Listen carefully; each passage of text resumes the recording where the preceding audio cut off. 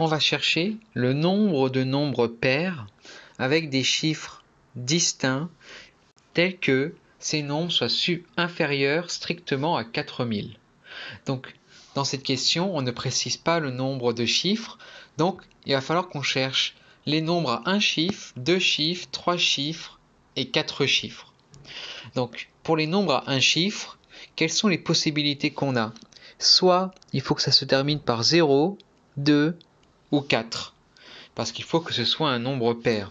Donc ici, on a 3 possibilités. Maintenant, dans les nombres à 2 chiffres, eh bien, on va regarder toutes les possibilités qu'on a. Il faut que ça se termine soit par 0, soit par 2, soit par 4.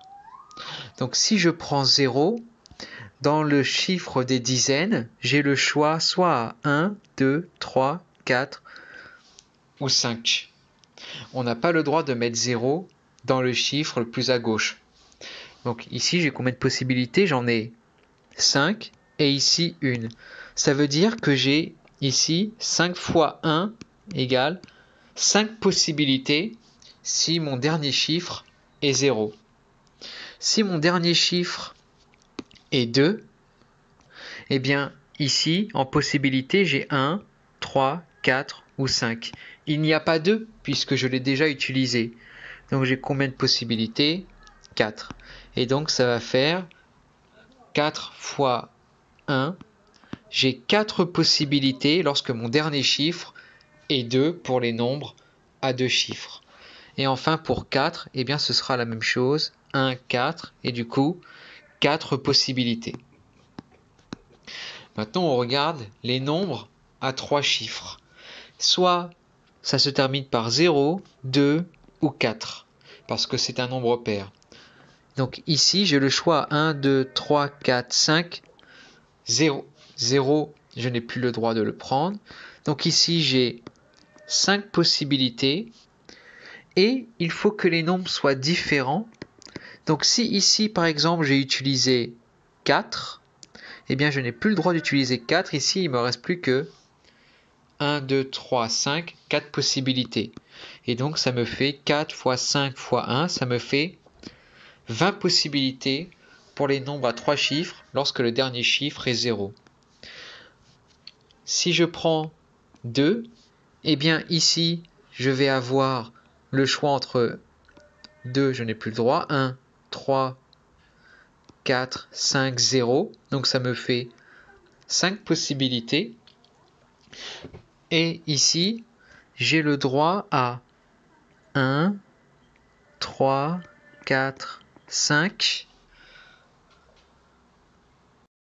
Toujours essayer de commencer par là où on a des contraintes. Ici, on avait la contrainte du nombre pair. Et ici, on a la contrainte qu'on n'a pas le droit de mettre 0.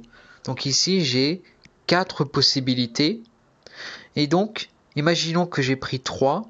Ici, je ne peux pas avoir 3. Et il me reste combien de possibilités? Il m'en reste seulement 4.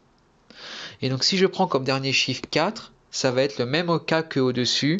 On aura 1, 4, 4. Et donc, on aura 16 et 16 possibilités. Enfin, dans les nombres à 4 chiffres, on va faire comme d'habitude, soit on a 0, soit on prend 2, soit on prend 4. Alors, il faut que le nombre soit strictement inférieur à 4000. Donc, ici, j'ai le droit à 1, 2, 3, 4, 5, mais il faut que ce soit strictement plus petit que 4000, ça veut dire que je n'ai pas le droit ni à 4, ni à 5. Donc ici, j'ai 3 possibilités. Et dans les autres nombres, ici, on a le droit à 0, 1, 2, 3, 4, 5. 0 a déjà été pris. Et ici, je prends soit 0, 1, 2 ou 3. Donc imaginons que j'ai pris 1, je n'ai pas le droit à 1, et donc j'ai droit à 4 possibilités ici. Et ici, imaginons que j'ai pris 3. Eh bien, dans cette situation, ici, le 3 disparaît, il ne reste plus que 3. Imaginons que ici, nous avons pris 2. Eh bien, ici, on a le droit à 1 ou 3. je n'ai pas le droit de prendre 2, il est déjà ici. Donc j'ai deux possibilités. Ici, j'ai le droit à 0, 1, 2, 3, 4, 5. 2 a déjà été pris. 1 ou 3 sont déjà pris, donc imaginons que j'ai pris 1. Il me reste combien de possibilités? 4. Ici, il me restera plus ensuite que 3 possibilités. Imaginons qu'on ait pris 4, ici, en chiffre des unités. Donc ici, j'ai le droit entre 1, 2 et 3. Donc 3 possibilités. Et bien ensuite, ici, 1, 0, 1, 2, 3, 4, 5. Eh bien, le 4 est déjà pris. Le 1 est déjà pris. Donc ici, il me reste 4 possibilités. Et ici, enfin, il m'en restera 3.